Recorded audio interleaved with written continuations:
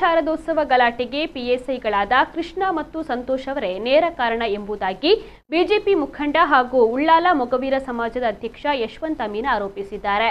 BJP Mangaluru ಮಂಡಲದ ವತಿಯಿಂದ ಏರ್ಪಡಿಸಿದ್ದ ಸುದ್ದಿಗೋಷ್ಠಿಯಲ್ಲಿ ಅವರು ಮಾತನಾಡಿ, ತೊಕ್ಕೊಟ್ಟು ಮೊಸರು ಕುಡಿಕೆ ಉತ್ಸವದಲ್ಲಿ ಗಲಾಟೆ ನಡೆಯುವುದಕ್ಕೂ ಈ ಇಬ್ಬರು ಪೊಲೀಸ್ ಅಧಿಕಾರಿಗಳು ಕಾರಣ. ಹಾಗಾಗಿ ಈ ಇಬ್ಬರು ಅಧಿಕಾರಿಗಳ ವಿರುದ್ಧ ಪೊಲೀಸ್ ಆಯುಕ್ತರು ಸೂಕ್ತವಾದ ಕ್ರಮವನ್ನು ಕೈಗೊಳ್ಳಬೇಕು ಎಂದು ಒತ್ತಾಯಿಸಿದರು. ಪೊಲೀಸರ ಷರತ್ತುಗಳನ್ನು ಪಾಲಿಸಿಯೇ ಮೊಸರು ಕುಡಿಕೆ ಶಾರದೋತ್ಸವಗಳನ್ನು ಆಚರಿಸಲಾಗಿದೆ. ಉಳ್ಳಾಲದ ದಸರಾ ಮೆರವಣಿಗೆಯಲ್ಲಿ ಪೊಲೀಸರು ಅತಿರೇಕ ಪ್ರದರ್ಶಿಸಿದ ಪರಿಣಾಮ ಗೊಂದಲ ಉಂಟಾಗಿದೆ ಎಂದು ಬಿಜೆಪಿ ಮಂಡಲ ಪ್ರಧಾನ ಕಾರ್ಯದರ್ಶಿ ಮೋಹನ್ ರಾಜ್ ಕೆಆರ್ ಆರೋಪಿಸಿ, ಪೊಲೀಸರು ಕಾರ್ಯಕರ್ತರ ಮೇಲೆ ಹಾಕಿರುವ ಎಲ್ಲಾ ಕೇಸುಗಳನ್ನು ಹಿಂಪಡೆಯಬೇಕು ಅಂತ ಹೇಳಿದರು. ಮಂಡಲದ ಅಧ್ಯಕ್ಷ ಜಗದೀಶ್ ಆಳ್ವ ಕುವೆತ್ತ ಬೈಲ್, ಉಪಾಧ್ಯಕ್ಷ ರವಿಶಂಕರ್ ಸೋಮೇಶ್ವರ ಮತ್ತು ಇತರರು ಉಪಸ್ಥಿತರಿದ್ದರು.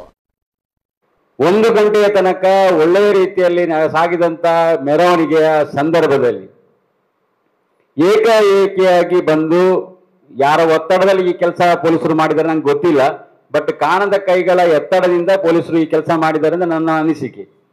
ಬಂದು ತಾಸೆಯ ಕೋಲನ್ನು ಹಿಡಿದು ಅಲ್ಲಿ ಒಂದು ಪ್ರಕ್ಷುಬ್ಧ ಪರಿಸ್ಥಿತಿಯನ್ನು ಉದ್ಭವ ಮಾಡಿದವರು ಪೊಲೀಸ್ ಇಲಾಖೆ.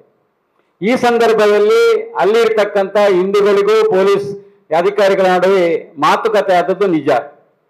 ಈ ಸಂದರ್ಭದಲ್ಲಿ ಅಲ್ಲಿ ಸೇರಿದಂತ ಸಮಸ್ತ ಹಿಂದೂ ಬಾಂಧವಗಳಿರ್ತಕ್ಕ 3 ಹಿಂದೂ ಯುವಕರುಗಳನ್ನು ಅರೆಸ್ಟ್ ಮಾಡಿದಂತಹ ಸಂದರ್ಭದಲ್ಲಿ ಬಂಧಿಸಿ ಠಾಣೆಗೆ ತರುವಂತಹ ಸಂದರ್ಭದಲ್ಲಿ ಅದೇ ಶೀಘ್ರವಾಗಿ ಈ ವಿಷಯ ತಿಳಿದುಕೊಂಡಂತಹ ನಮ್ಮ ಜಿಲ್ಲಾಧ್ಯಕ್ಷರು, ನಾಯಕರಾದಂತಹ ಸತೀಶ್ ಕುಪ್ಪಲ್ ಆಗಿ ಇತರ ಬಿಜೆಪಿ ನಾಯಕರು ಹಾಗೆ ಮೊಗವೀರ ಸಮಾಜದ ಅಧ್ಯಕ್ಷರು ಆಗಿರತಕ್ಕಂಥ ಯಶವಂತ ಅಮೀನ್ ಇಂತೆಲ್ಲ ಎಲ್ಲರೂ ಬಂದು ಠಾಣೆಗೆ ಬಂದು ಕೂರುವಂತ ಕೆಲಸವನ್ನು 2:30 ಗಂಟೆಗೆ ಮಾಡಿದ್ರು. ಬೆಳಿಗ್ಗೆ 2:30 ಗಂಟೆಯಿಂದ 6 ಗಂಟೆ ತನಕ ಪೊಲೀಸ್ ಇಲಾಖೆಯ ಪೊಲೀಸ್ ಅಧಿಕಾರಿಗಳ ನಡುವೆ ಮಾತುಕತೆ ಮಾಡದಿದ್ದರೂ ಬಂಧಿಸಿದಂತ 3 ಆರೋಪಿಗಳನ್ನು ಅಲ್ಲಿ ಬಿಡುಗಡೆ ಮಾಡಲಿಕ್ಕೆ ಒಪ್ಪದ ಕಾರಣ ನಮ್ಮ ಶಾರದಾ ಮಾತೆಯನ್ನು ರಸ್ತೆಯಲ್ಲಿ ನಿಲ್ಲಿಸುವಂತ ಕೆಲಸಗಳೆಲ್ಲ ಆಯಿತು. ಇದು ಆಕ್ಚುಲಿ ಹಿಂದೂಗಳ ಭಾವನೆಗೆ ಧಕ್ಕೆ ತರುವಂತ ರೀತಿಯಲ್ಲಿ ಪೊಲೀಸ್ ಇಲಾಖೆ ವರ್ತನೆ ಮಾಡಿತು.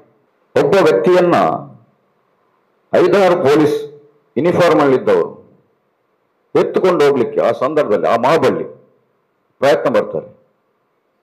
ಆತನ ಜೊತೆಗೆ ಇದ್ದವರು ಹೇಳ್ತಿದ್ದಾರೆ, ಅವನ ತಲೆ ಹೊಡೆದೋಗಿದೆ, ಸ್ಟಿಚ್ ಹಾಕಿದ್ದಾರೆ, ಹಣೆಯಲ್ಲಿ ಸ್ಟಿಚ್ ಉಂಟು, ಬಿಟ್ಟು ಬಿಡು ಅವನನ್ನು, ಮಾತಾಡಿ ಸರಿ ಮಾಡುವ ಅಂತ ಹೇಳಿ ಒತ್ತಾಯಗಳನ್ನು ಮಾಡಿದಾಗ ಯಾರೂ ಗಮನಕ್ಕೆ ತಗೊಳ್ಳೋದಿಲ್ಲ. ನಾನು ಪ್ರತ್ಯಕ್ಷವಾಗಿ ನೋಡ್ತಿದ್ದೇನೆ, ಅವನ ಹಣೆಯಿಂದ ತಲೆಯ ಭಾಗದವರೆಗೆ 8 ಸ್ಟಿಚ್ಗಳಿರುವಂತಹ ಗಾಯ, ಆತನ ಕೂದಲನ್ನು ಹಿಡಿದು ಎಳೆದುಕೊಂಡು ಹೋಗ್ತಾರೆ, ಆ ಸ್ಟಿಚ್ ಓಪನ್ ಆಗ್ತುಂಟು. ಇಂಥ ಒಂದು ದುಷ್ಟ ರೀತಿಯ ರಾಕ್ಷಸಿಯ ಪ್ರವೃತ್ತಿ ನಮ್ಮ ಪೊಲೀಸರಿಗೆ ಯಾಕೆ ಬಂತು? ನಮಗೆ ಕಳೆದ ಬಾರಿ ನಡೆದಂತ ಮೊಸರು ಕುಡಿಕೆಯ ಉತ್ಸವದ್ದು ನೆನಪಾಗುವುದು. ಅಲ್ಲಿಯೂ ಕೂಡ ಅದೇ 2 ವ್ಯಕ್ತಿಗಳು, ನಾನು ಹೆಸರನ್ನು ಕೂಡ ಹೇಳ್ತೇನೆ. ಯಾಕೆ ಹೇಳ್ತಿದ್ದೇನೆ ಅಂತ ಹೇಳಿದ್ರೆ, ವರಿಷ್ಠಾಧಿಕಾರಿಗಳು ಇದನ್ನು ತಿಳ್ಕೊಳ್ಬೇಕು, ಅಂತವರನ್ನ ಇಲ್ಲಿ ಇಡಬಾರ್ದು ಅನ್ನುವ ಕಾರಣಕ್ಕಾಗಿ ಸಂತೋಷ್ ಮತ್ತು ಕೃಷ್ಣ ಅನ್ನುವರು ಇಬ್ಬರು ಈ ರೀತಿಯ ದುರಾವರ್ತನೆ.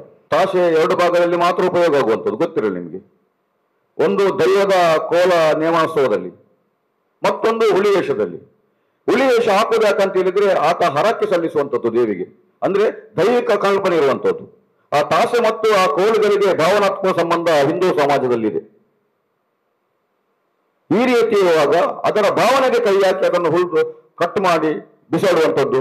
ಈ ಬಾರಿಯ ಶಾರದೋತ್ಸವದಲ್ಲಿ ಅಲ್ಲಿ ಇದ್ದ ದೇವರ ಭಕ್ತರು ಅಥವಾ ಹಿಂದೂ ಕಾರ್ಯಕರ್ತರು ಭಾರಿ ಶಾಂತವಾಗಿದ್ರು.